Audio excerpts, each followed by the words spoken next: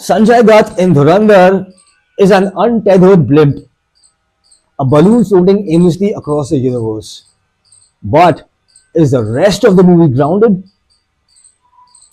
Today we are talking about why the biggest blockbuster of 2025 is well made, highly competent, and massively overhyped. The most striking feature of this film is actually what is missing. There is no seismic, ear-splitting hero entry. Not for the hero, not for the villain. To my slight delight, Ranveer Singh was spared the tired, chest-thumping theatrics that are usually tailor-made for Salman Khan. The kind of clothes designed to tear themselves apart and fly off toward galaxy apartments. Instead, we got an audience that didn't want a ready-made hero. They were looking forward to witnessing the birth of one. But let's be real. Why is this being hailed as a masterpiece by people who should know better? It reveals a depressing truth. We are so starved for quality that we mistake competence for genius. The movie is a proud offering to a nation caught in a loop of cognitive dissonance. It's for the Indian who screams when we beat Pakistan at cricket, yet claims we shouldn't play them at all. It caters to a demographic stuck in a low vibrational state of us versus them. If the border vanished tomorrow, there would be erected a new invisible wall, perhaps pitting caste against caste, just to keep alive the illusion of separation. And yet, surprisingly, the film refuses to feed this beast. It avoids the bloated, over the top, slow motion action choreography that has infected Bollywood lately. It would have been easy to caricature Pakistan as a cartoonish rogue state, but the film resists. And no one beats up 20 goons single-handedly. Even their police are portrayed as competent. When Hamza rescues the heroine from a raided nightclub, the booze flows freely. Perhaps not as freely as in India, where the only thing flowing faster than the alcohol is the irony of our moral policing. Arjun Rampal and R. Madhavan are doing the bare minimum that is expected of competent actors, yet the applause suggests audiences have forgotten what basic screen presence looks like. They are literally doing the job they are paid crores to do, and the audiences are reacting as if they've witnessed acting for the first time. When actors are praised for breathing, pausing, and not overacting, you know the bar's extremely low. And it's telling that Ranveer's quieter scenes elsewhere land harder than the one everyone's applauding. The much gushed over 2611 scene works because of the weight of the event and not because of anything extraordinary Ranveer is doing in that moment. That scene borrows its power from collective memory. Strip that away and what's left is surprisingly flat. Ranveer Singh is genuinely good throughout the film. It's just that the 2611 sequence isn't his high point. It's the tragedy that's doing the heavy lifting. And let's talk about the women.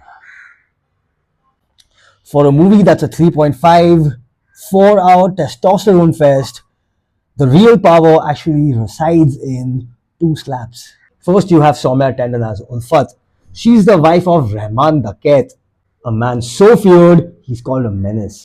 And yet, she slaps him across the face after their son's death. He doesn't retaliate. He just absorbs. Then there's Sara Arjun as Yalina.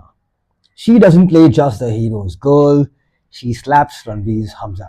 In a world of errant men playing with guns, these women are the only ones grounded in reality. They are the only ones allowed to hit the heroes and the villains and get away with it. But it's not all praise. The weak link for me is the romantic chemistry. It's as flat as your favorite daily vlogger's personality.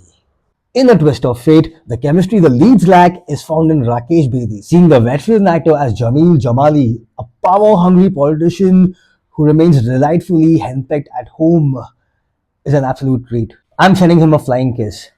Mwah PAPPI. Akshaye Khanna delivers a masterclass in screen presence as Rehman Dakait. But the film belongs to Ranveer Singh. Known for his loud off-screen antics, he delivers a performance of startling restraint. As Hamza, he's honest and grounded. He isn't a larger-than-life avatar. He's a man you quietly root for. But Indians and Pakistanis might as well start arguing about flat earth versus globe earth, because they just want to argue about something, right? And hate on each other and prove themselves right by making the other wrong, isn't it? The one genuine high point for me is when Rehman Dakait kills his illegitimate father. Not for shock value, but for what it finally allows the film to become.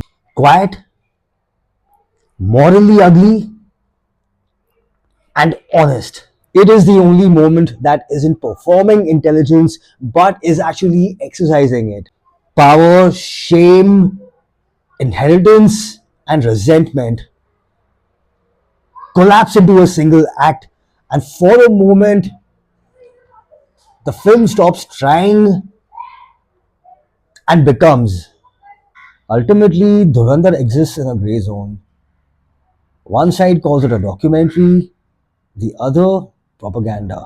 Dhurandhar wants to be taken seriously as a spy thriller, yet the unnecessary songs and Sanjay Dutt's presence make sustained emotion impossible. The sequel will be watched out of curiosity, not excitement. I'm going with 3 stars out of 5 for Aditya Dhar's Dhurandhar. It is not a bad film, but it isn't a masterpiece either. Dhurandhar is the emperor's new clothes. Slick, expensive, and loudly praised until someone finally asks what exactly we're applauding.